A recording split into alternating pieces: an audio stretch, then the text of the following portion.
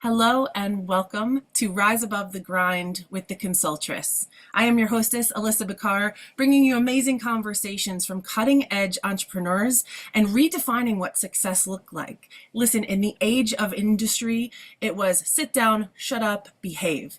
Not so much for success in today's day and age. As entrepreneurs, we are constantly redefining the game, bringing more of ourselves to the table, and overcoming that which seemed to be impossible before, which is now possible because we get to transcend and grow as we pursue business.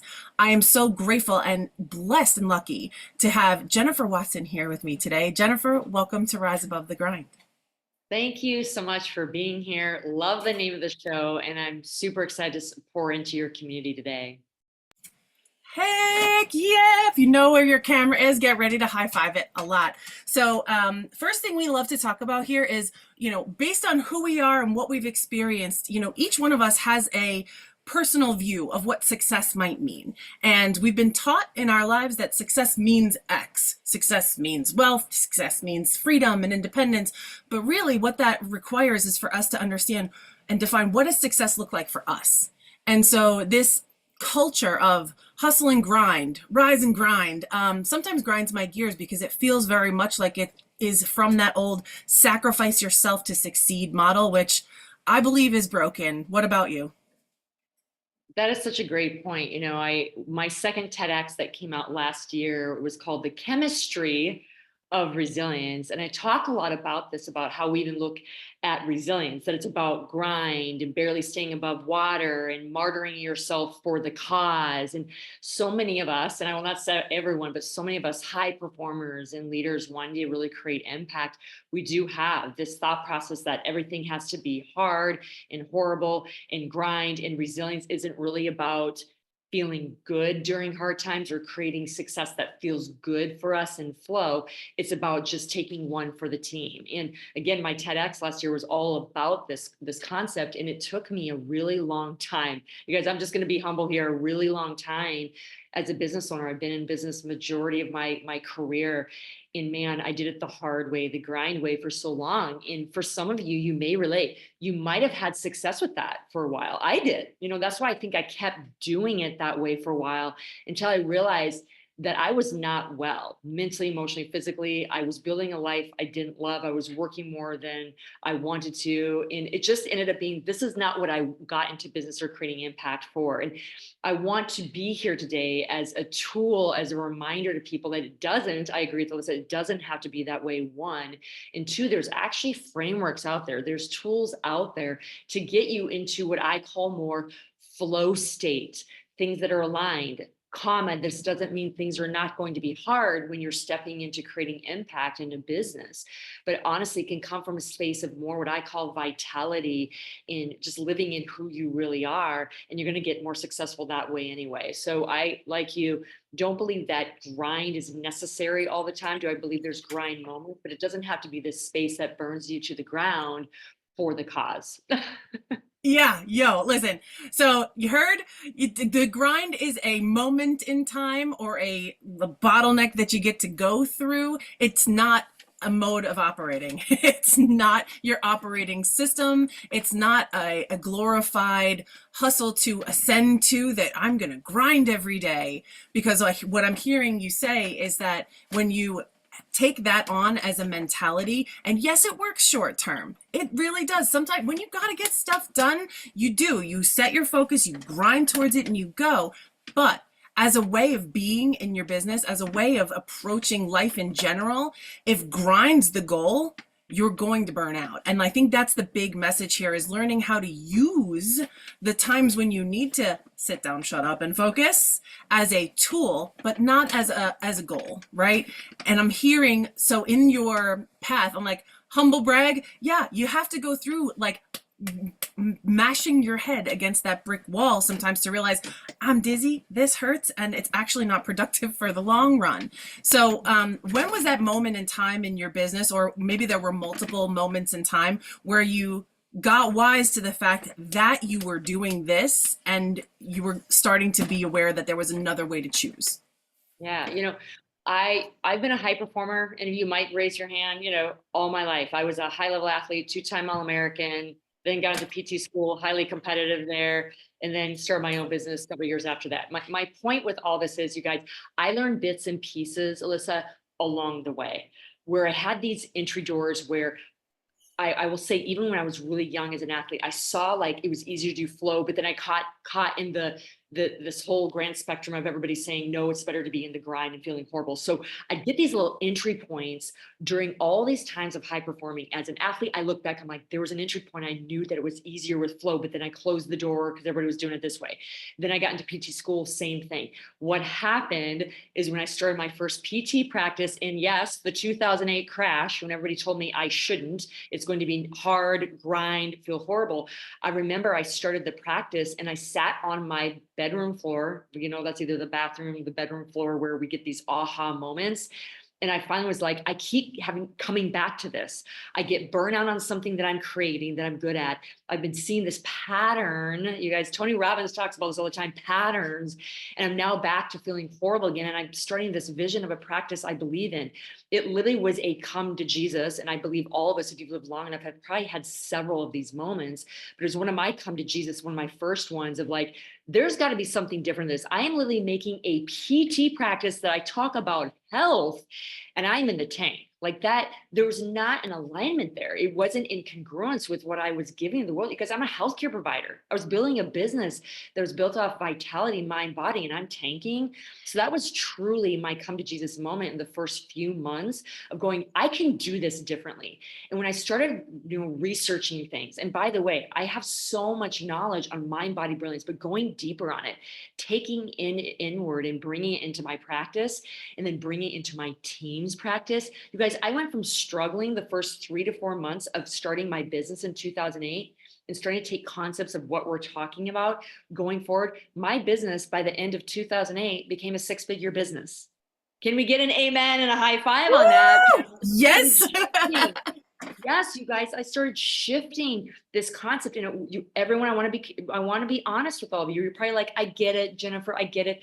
But if you've been wired to do this for how many years of your life, you get it here, but your body that you've been wired to actually do it a certain way, you're not getting it. And it takes frameworks and ways to break down, rewire, and rebuild behaviors and beliefs that are aligned with this more flow, less grind, aligned with more, I can feel vital in my productivity, my performance, and ultimately my impact, and not feeling I have to be a martyr. So the more you can do that, the better off you're going to be. But that was my big aha for sure. I love what you said. I just want to like reflect and just kind of let you know like what I'm taking away is the suffer to succeed model is very alluring in our industrial age, from who God knows when up till very recently, where everything we try to pretend we were cogs in machines. That idea that no, this intuition, this idea that I have that there is a better way, I must be wrong. That second guessing is a bad habit of the age we're trying to transcend right now. This age of disruption is giving us so much opportunity to do that. But the second guessing and the going back into the struggle, onto the struggle bus, into the grind mode, because we think, or we're like, am I wrong? Because everybody else seems to be on this page. And maybe I'm just being airy fairy. Maybe I'm just being a flaky artist, right? I have heard this conversation happen between my ears many times. But the fact that alignment that has to come in order for you to say, you know what? I stand for the message that I'm delivering, and how can I embody that in my own practice? How can I take my own words of wisdom and apply them to me? So often in business, because we do what we love, it gets lopsided into that grindy doing side of business.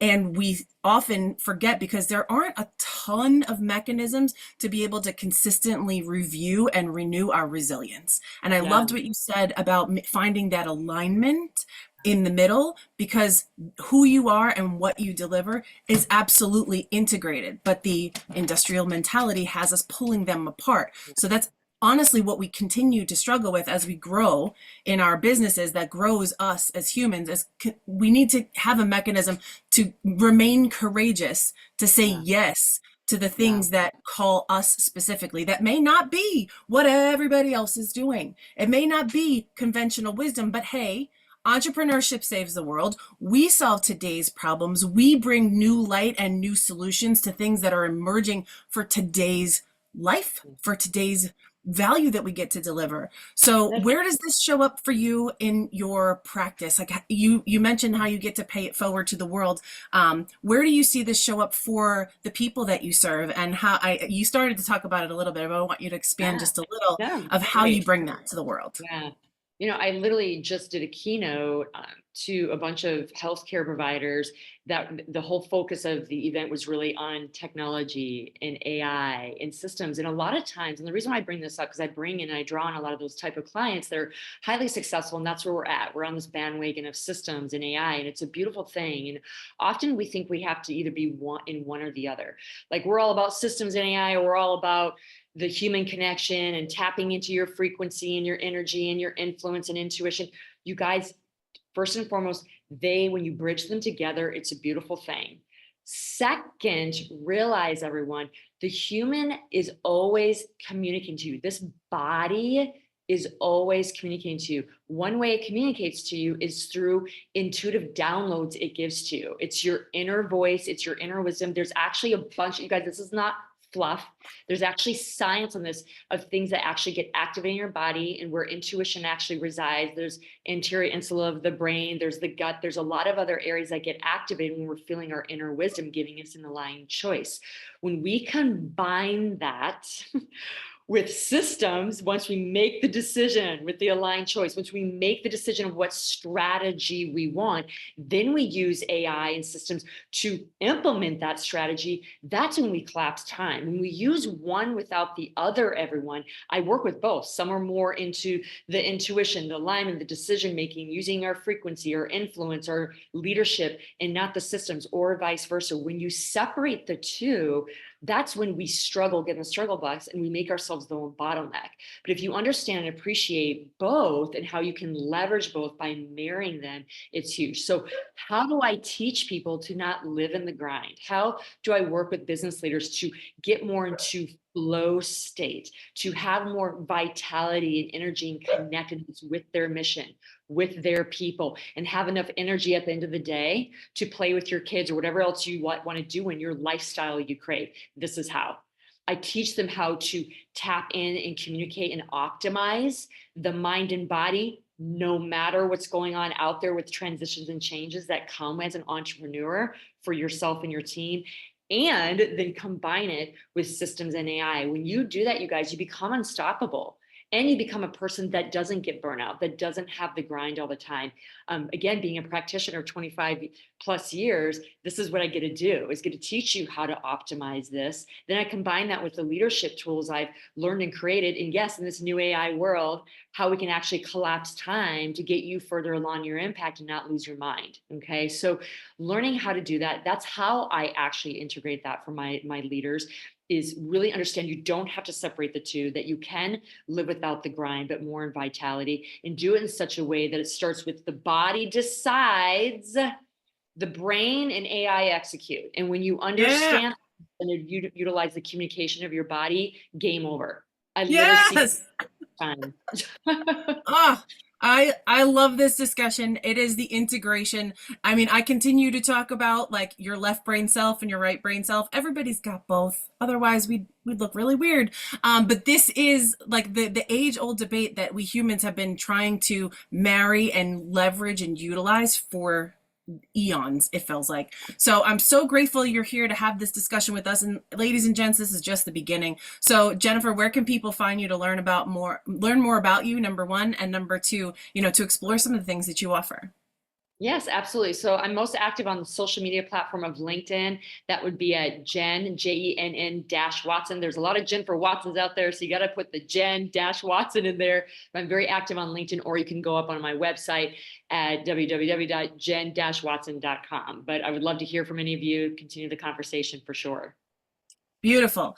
Well, I appreciate you. If you are here listening, stay tuned. We've got an amazing episode queued up for you next. We will now go to our live studio audience, but we consistently produce that which we take in. So don't miss another episode, because we are continuing to break the myth that suffer to succeed is the way to go. And we're ushering in this new way that is actually faster and more humane, a way to do business and a way to live. Because as entrepreneurs, we get to grow the more we know and the more good news we can take in. So please stay tuned, stay right here, and we will now go chat in our live studio audience and bring this conversation to life.